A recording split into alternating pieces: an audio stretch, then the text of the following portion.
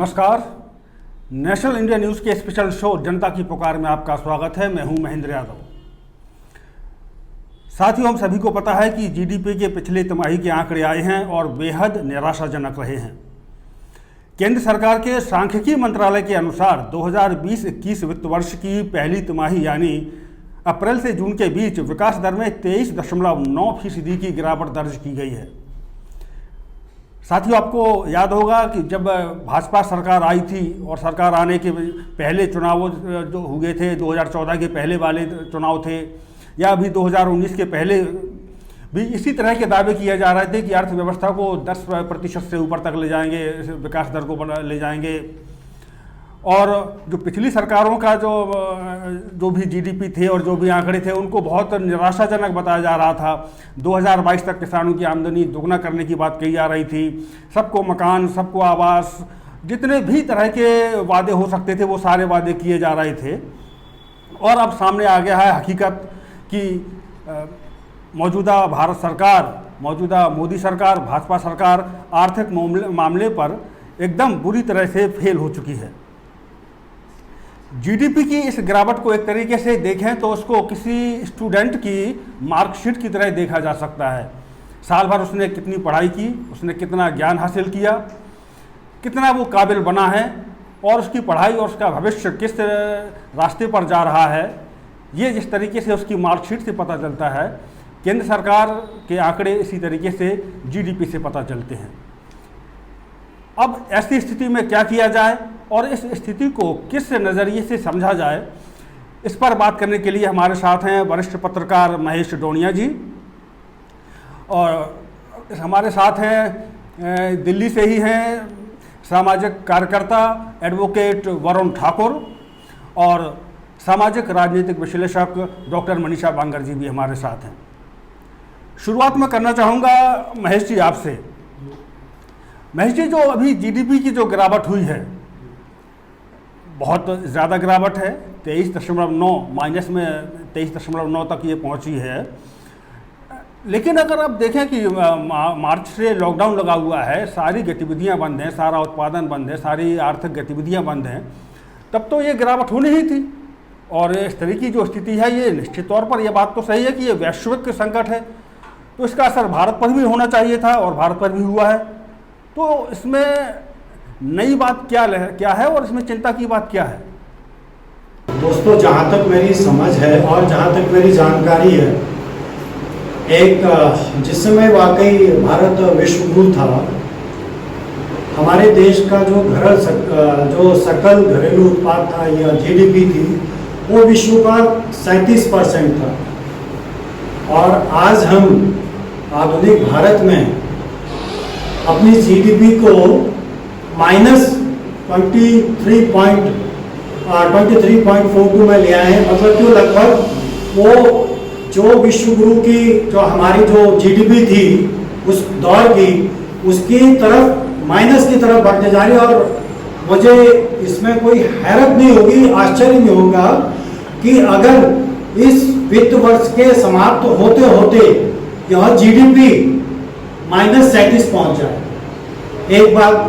और दूसरा, मेरा क्या अधिकांश जो भी थोड़ा सा अर्थव्यवस्था की थोड़ा सी भी जानकारी रखते हैं, मैं तो लेमैन हूँ उस मामले में, लेकिन जो भी जानकारी जो अखबारों से पढ़ता हूँ, विश्लेषणात्मक एनालिटिकल लेखों से जो मुझे जानकारी मिलती है, तो ये जो जीडीपी है ये क्वार्टर बाय क्वार्टर होती है। और ये जो पिछले साल का जो है वो इफेक्ट अब हमको दिखाई दे रहा है कि पिछले 6 वर्षों में मोदी सरकार की जो इस देश की अर्थनीति को रसातल पर ले जाने की जो नीति रही है, चाहे वो नोटबंदी की रही हो, चाहे वो और जीएसटी की नीति रही हो, तो उसका ये 6 वर्षों में हमारे सामने 6ठे वर्ष में एक क्यूमुलेटिव इफेक्ट आया है।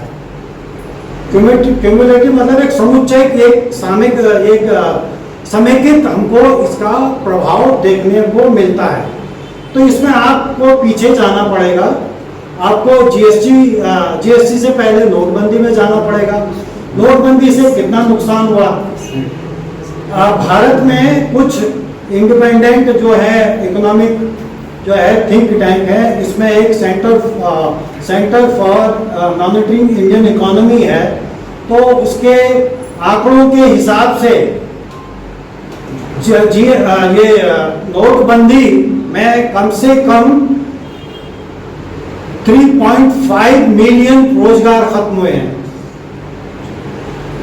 नोटबंदी का सबसे बड़ा प्रभाव, सबसे बुरा, सबसे खतरनाक और लॉन्ग टर्म जो इफेक्ट है वो अनऑर्गेनाइज सेक्टर पर पड़ा है, जो जिसकी 95% से जो वो से ज्यादा जिसकी गतिविधियां वो सारे कैश पर निर्भर थी, और वो ब्लैक इकोनॉमी नहीं थी।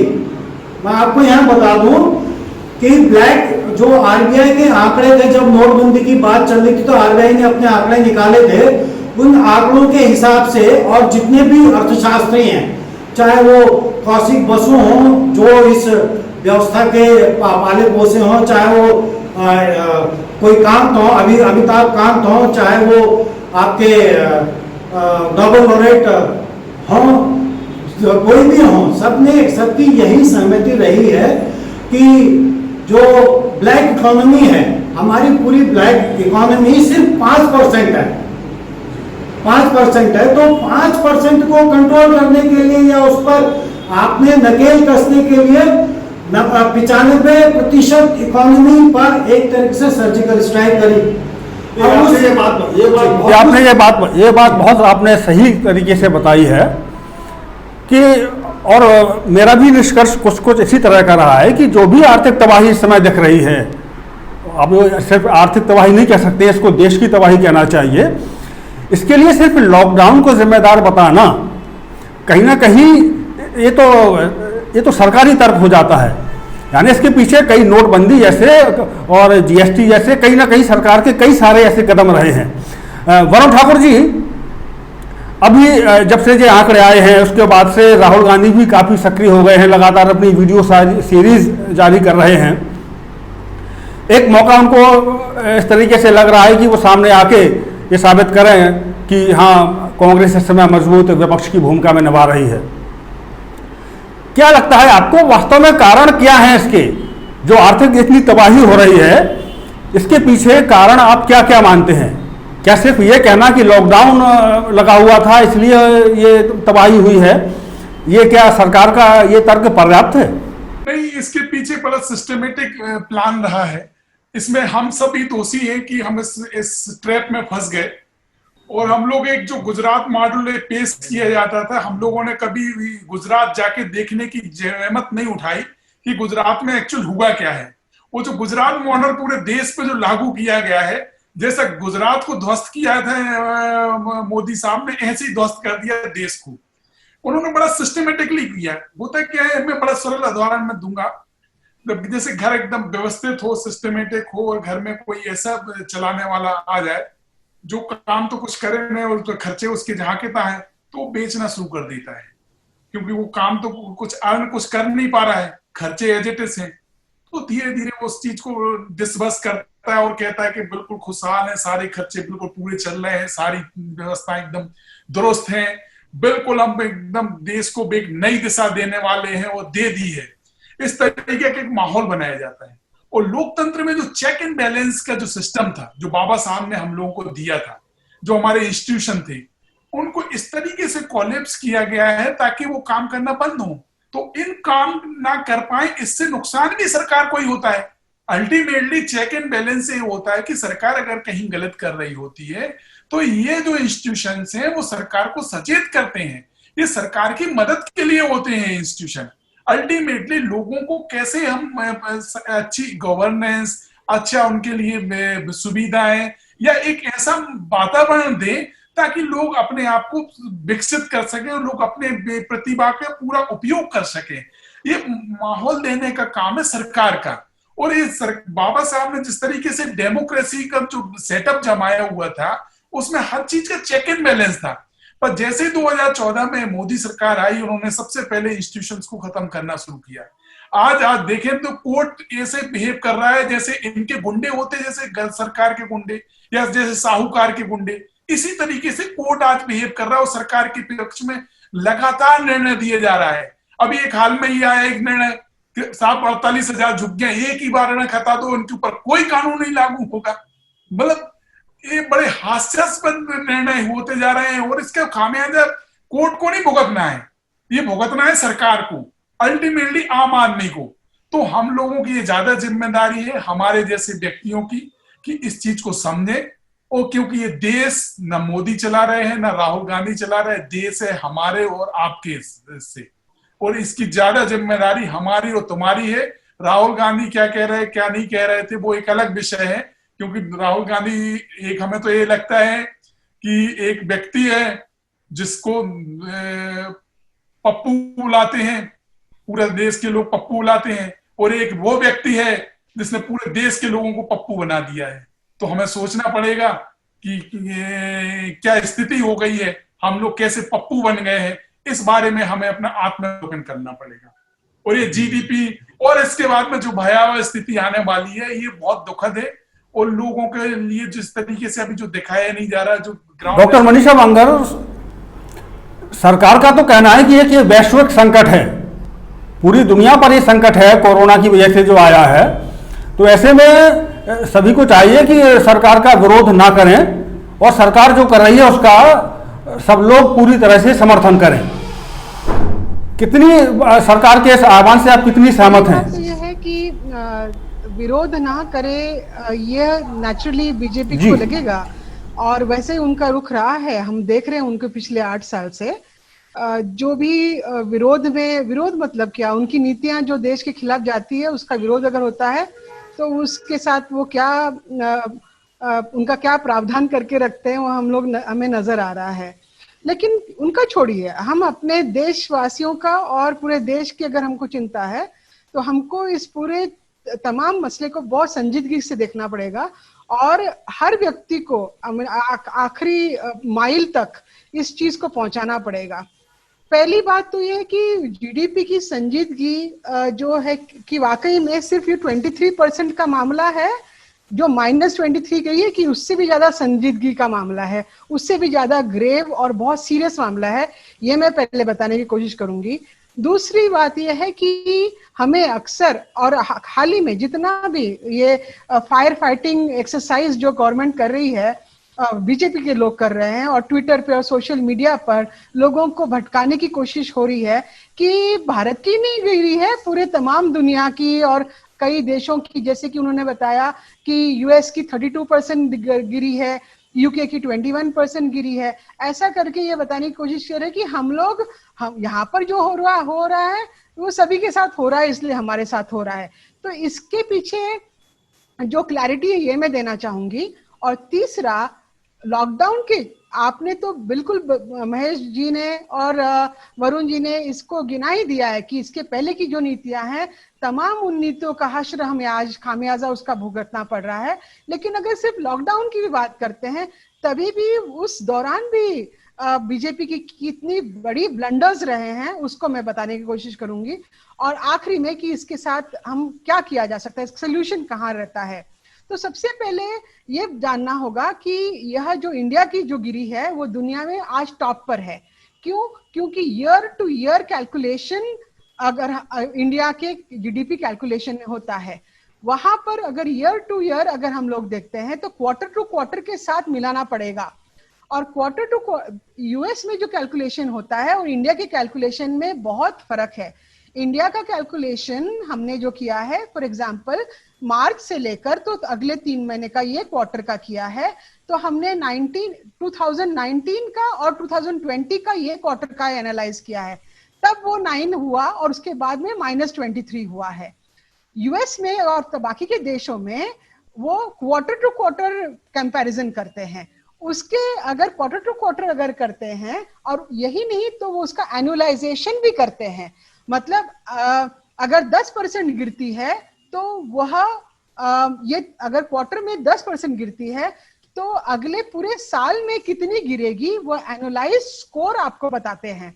तो यूएस का जो स्कोर आया है वो एनुअलाइज स्कोर है। अगर इंडिया का एनुअलाइज स्कोर अगर हम निकालेंगे तो -75% जाएगा उस दर से। अगर हम लोग 10% की गिरावट को अगर एक फिगर करके रखते हैं तो इतना बुरा हालत है इंडिया का फिलहाल। तो इंडिया टॉप पे है, वो बाकी के देशों के हिसाब से नहीं कर सकते उसको कंपेयर, और अगर करना है तो बहुत ही ज्यादा बुरी हालत है।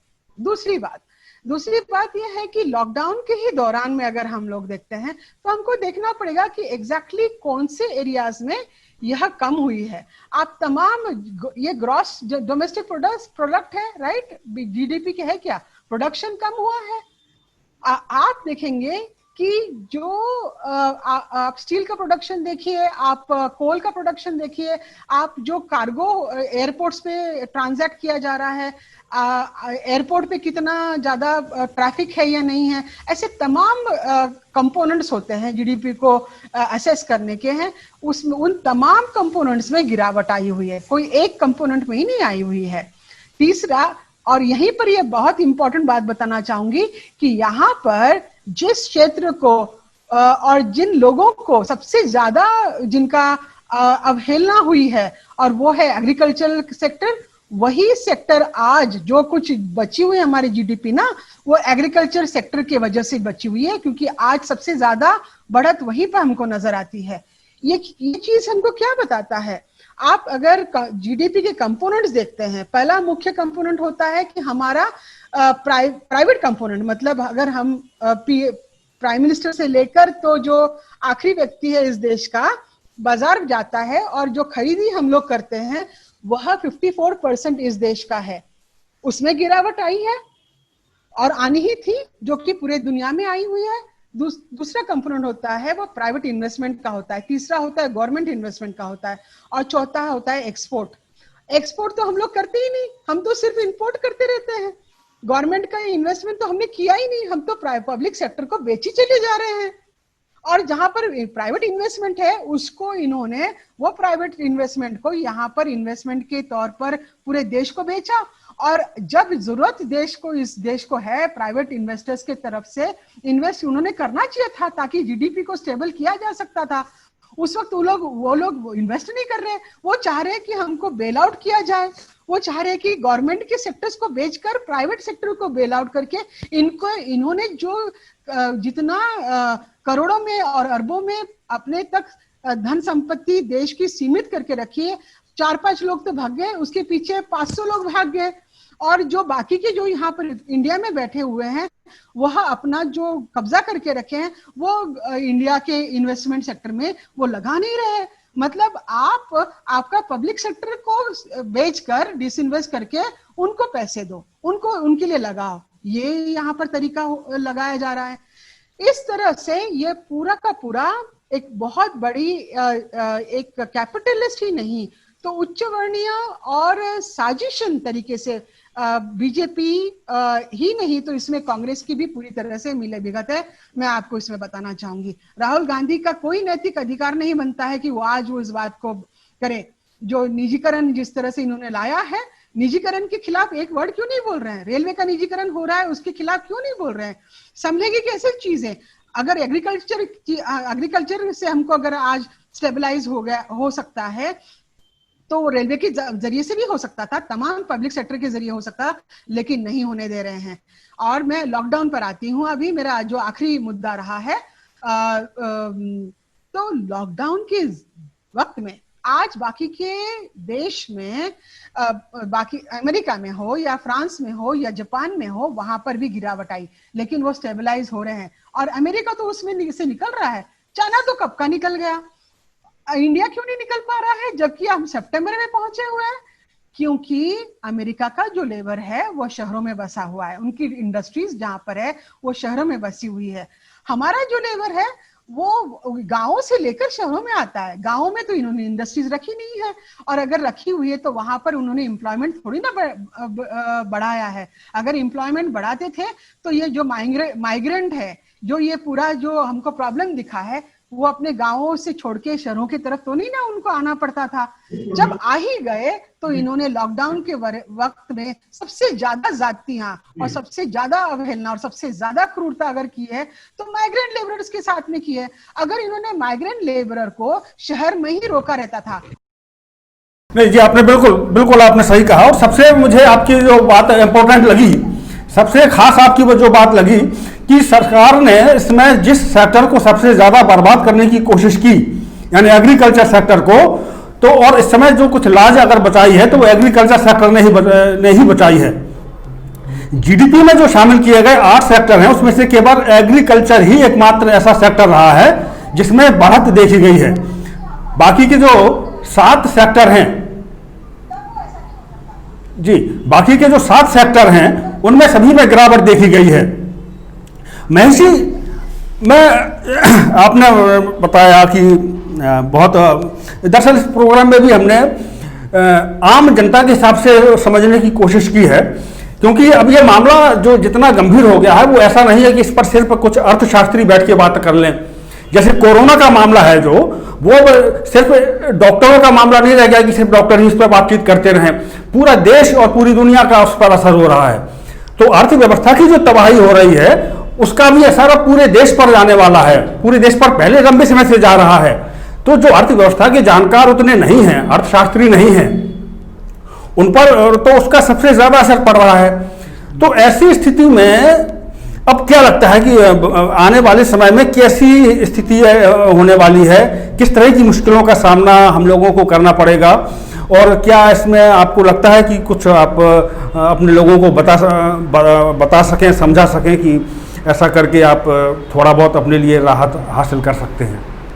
एक दैवीय आपदा बनाया जा रहा है, कहा जा रहा है कि कोरोना की वजह से सारे विश्व की अर्थव्यवस्था चौपट हो रही, बड़े बड़े विकसित देश उससे प्रभावित हो रहे हैं। तो भारत भी नेचुरल है कि उसको प्रभावित होना पड़ रहा है, वो उसकी है। मैं यहाँ पर एक स्थिति स्पष्ट कर दूँ, शायद डॉक्टर मनीषा बांगर उस चीज़ को कहना भूल गए और मैं उसको ब्लंटली कहूँगा, हो सकता है कि उसके परिणाम मुझे भुगतने पड़े। इंडिया में जो कोरोना की ट्रेजेडी है वो मैन मेड ट्रेजेडी है, वो मोदी मेड ट्रेजेडी है। ये आपको ध्यान में रखना होगा। आप किसी भी बहस पर बात करते हैं, कहीं पर भी आप बात करते हैं, हमारे देश में कोरोना हवाई जहाज से आया है और वक्त रहते मोदी जी ने हवाई यात्राओं पर रोक नहीं लगाई। जब जनवरी के मध्य जनवरी में पहली मृत्यु आपके केरल में दर्ज हो गई थी कोरोना से, बिल्कुल, तो तब WHO ने एक वार्निंग जारी करी थी कि जो है इंडिया पर एक पैंडेमिक का बहुत बड़ा अटैक होने को जा रहा है। लेकिन जब इन चीज़ों को, इन वार्निंग्स को वही नेता ध्यान से लेगा जो विजनरी हो और जो प्रोएक्टिव हो, जिसके दिल में देश के लिए वाकई सही मायने में प्यार हो, जो देश की जनता को प्यार करता हो, तो वो पहले से ही आने वाले खतरे को देख लेगा और उन खतरों के हिसाब से वो अपने जो है नीतियां बनाएगा और नीतिगत फैसले लेगा और उसी तरीके से प्रशासनिक और ढांचागत जो है कदम उठाएगा। लेकिन हमको पूरी तरीके से आपके जनवरी से लेकर के मार्च के 20-22 तक, जब तक भाजपा को मध्य प्रदेश की सरकार पलटनी थी, तब तक पूरी इस मामले में पूरी तरह से शून्य, एक बहुत बड़ा जीरो नजर आता है। तो मेरी दृष्टि में तो ये कि मोदी में एक ट्रेजेडी है। अब ये ट्रेजेडी चूंकि हम पर लादी गई है तो हमको इसके सारे प्रोस एंड कॉन्स देखने ही होंगे। और अर्थव्यवस्था तो पिछले 6 सालों से लंगड़ाते हुए आ रही थी और वो आज सीधे सीधे ICU में पहुंच गई है ना। तो अब ICU में किस तरीके से इलाज होता है ये तो जो इस देश के अर्थव्यवस्था को संभाल ले वही करेंगे। लेकिन हाँ, इतना है कि इनकी सारी नीतियों से अगर आप देखेंगे, मोदी सरकार की पिछले 6 साल की नीतियों से देखिए तो सबसे ज्यादा नुकसान बहुजनों को हुआ है।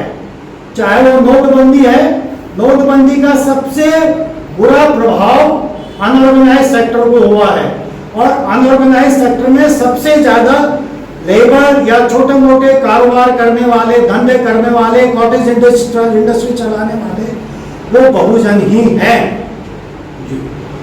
मैं पिछले वर्ष एक अखबार की, इंडियन एक्सप्रेस की न्यूज रिपोर्ट पढ़ रहा था, तो उसमें centre for monitoring Indian economy की एक रिपोर्ट का हवाला देकर के कहा गया था कि 3 वर्षों में वो नोटबंदी के चलते 9 लाख करोड़ की क्षति भारतीय अर्थव्यवस्था को हुई है।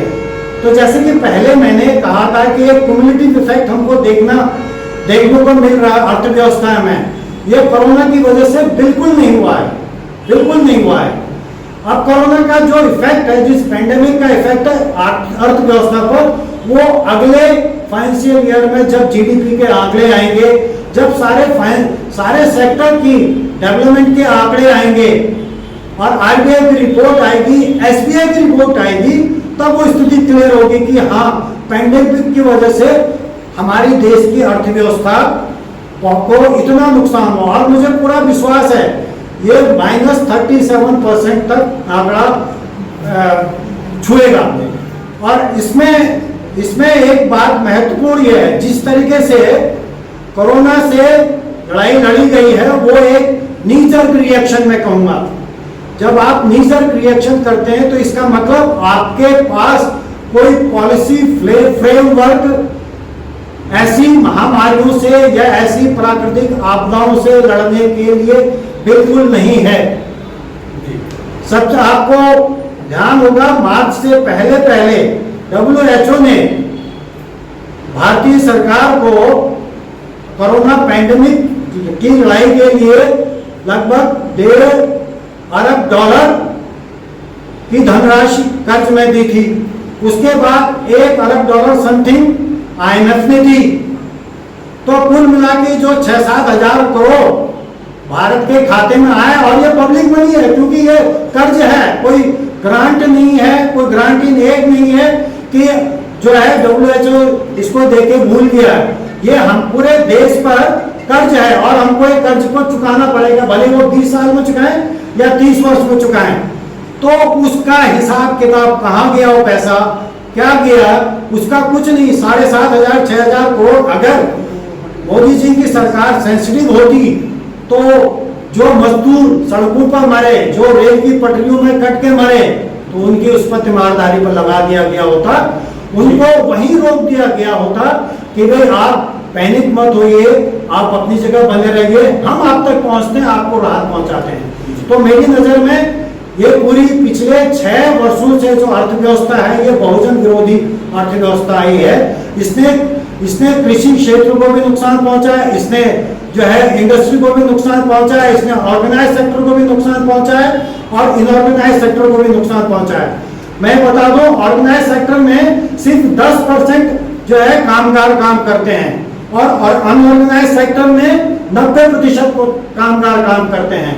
और मैं एक रिपोर्ट भी देख रहा था, जब ये मजदूरों का पलायन हो रहा था, तो उसमें 100 मजदूरों में 90 से जो ऊपर जो थे वो सब बहुजन थे, वो दलित थे, वो ओबीसी थे और वो पासवान मुस्लिम थे। तो आप ये कहना हमारे लिए बहुत अजीब सी स्थिति हो जाएगी कि ये ओवरऑल जो है, ये मुझे तो लगता है कि षड्यंत्र है। आप इसी बात पर अब डॉक्टर षड्यंत्र है, एडवोकेट वरुण ठाकुर का भी रिएक्शन लेंगे। वरुण जी, जैसा कि अभी डॉक्टर मनीषा बांगर ने समझाया और महेश डोडिया जी ने भी बड़े विस्तार से बताया, इसी बात पर अब डॉक्टर एडवोकेट वरुण ठाकुर का भी रिएक्शन लेंगे।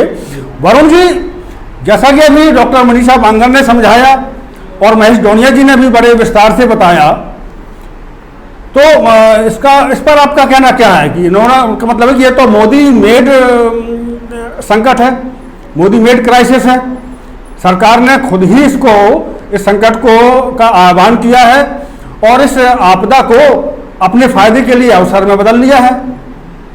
क्या लगता है, मोदी सरकार इसको अपने फायदे के लिए इस्तेमाल कर पाएगी या कर रही है?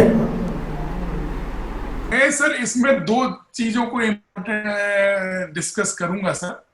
कि इस जो आपदा आई है या जिस तरीके से 6 साल से मिसमैनेजमेंट है, उसमें कहीं ना कहीं मोदी जी ने एक जो ऑरा बना लिया, एक पॉपुलैरिटी है उनकी ऑल ओवर इंडिया में, और जिस तरीके का माहौल बना लिया कि वो एक देव पुरुष है और एकदम जो वो बात कर रहे हैं बिल्कुल वही सच है। एक ऐसा माहौल हो गया कि उनको कोई सजेशन देने वाला भी की हिम्मत नहीं है बड़े बड़े चाहे राजनेता हो, चाहे बीजेपी के हो, चाहे कांग्रेस के, उनसे बात करके उनको ये सजेस्ट कर पाए कि साहब ये आप गलत कर रहे हैं। ये बड़ी विषम स्थिति हो गई है। अब होता क्या है, जैसे का जैसे मैडम ने भी आप जिक्र किया, सर ने भी जिक्र किया। अब नोटबंदी में बड़े बड़े फाइनेंस देखते हैं, जो इकोनॉमिस्ट है वो बताते कैसे क्या करना है। और विडंबना हमें फाइनेंसर को भी नहीं पता था कि नोटबंदी हो रही है। तो इस तरीके से डिसीजन ले जा रहा है जैसे ऑल इन वन हो, जैसे इनको ही सब पूरे ज्ञाता है। और जो वे डिसीजन लेते हैं, 150 करोड़ की आबादी है साहब, आप तुरंत आप डिसीजन कहते हैं कल से कर्फ्यू, जनता कर्फ्यू, जो जहां है वहीं रुक जाए। ऐसा पॉसिबल है कि कोई डिसीजन लेना, कोई प्लानिंग नहीं, कोई मैनेजमेंट नहीं। कोई महाभारत का युद्ध इतने दिन में जीता था, हम इतने दिन में जीत ले।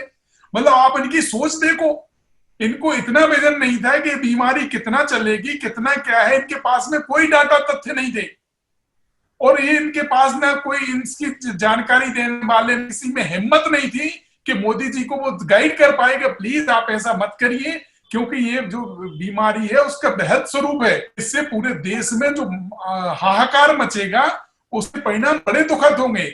मगर इस देश में चाटुकारिता का इतना बड़ा एक ओरा बन गया है, जो उन्होंने कह दिया उसको जी जी जी करके सब मान रहे हैं। और मैं तो ये कहूंगा कि हर नागरिक की जिम्मेदारी है, जो जहां है वहां से रिएक्ट करे, और गलत को गलत और सही को सही कहना शुरू कर दे। अपने आप राहुल गांधी हो चाहे मोदी हो, सब ठीक हो जाएंगे। जी वरुण जी, आपने काफी अच्छे तरीके से सत्ता पक्ष के बारे में भी बता दिया और विपक्ष की भूमिका के बारे में भी बता दिया।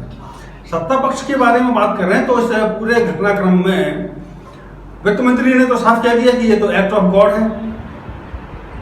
यहां पर पहली बार मैं इनसे सहमत दिख रहा हूं। एक्ट ऑफ गॉड तो है, लेकिन ये इनका तथ्य तब हमें सब समझ में आएगा जब ये माने, जैसा कि अपनी बातचीत में अभी वरुण जी ने बताया भी कि 1914 के बाद से तो हमें ऐसा बताया गया है कि जैसे जो यदा यदा ही धर्मस्य ग्लानिर्भवति भारत की तरह कोई अवतार पुरुष यहाँ पर जन्म ले चुका है, वही इनका गॉड है। तो उसी गॉड का ही एक्ट दिख रहा है। ये तो तभी जानबूझ करके जब समय रहते अंतर्राष्ट्रीय फ्लाइट्स रोक देनी चाहिए थी, तब नहीं रोकी गई। स्पेशल इंतजाम करके बाहर से लोगों को बुलवाया गया, उनके साथ में कोरोना भी आया। यहाँ के लोग जो मजदूर लोग थे, जो अपने घर जाना चाह रहे थे, जिनको जल्दी भेज देना चाहिए था, उनको जबरदस्ती रोक के रखा गया। और पूरे माहौल में जब हो गया कि हाँ इन लोगों के बीच भी संक्रमण ठीक से फैल गया होगा, तब इन लोगों को कह दिया गया कि ये जाओ। उसके पहले जिन्होंने जाने की कोशिश की, उनको रास्ते में पुलिस ने लाठियाँ मारी, मुर्गा बनाए, कहीं से केमिकल से नहला दिया। हर तरीके से उनको रोका गया, इंतजाम किया गया कि इनको कोरोना हो जाए, इनके अंदर कोरोना संक्रमण इतना हो जाए कि ये जहाँ भी जाए वहाँ पर कोरोना फैलता रहे। तो उस तरीके से ये बात वित्त मंत्री की इस एंगल से समझें कि ये एक्ट ऑफ गॉड तो है, लेकिन ये गॉड कौन है, इनका देश का गॉड कौन बना हुआ है पिछले 5 साल से और 2 साल 7 साल करीब से गॉड कौन बना हुआ है, उस गॉड की ये कारस्तानी मुझे लगती है। आप सभी ने चर्चा में भाग लिया, आपको बहुत बहुत धन्यवाद। चैनल को सब्सक्राइब नहीं किया है तो प्लीज़ सब्सक्राइब कीजिए और ताज़ा अपडेट पाने के लिए बेल आइकन को दबाना ना भूलें।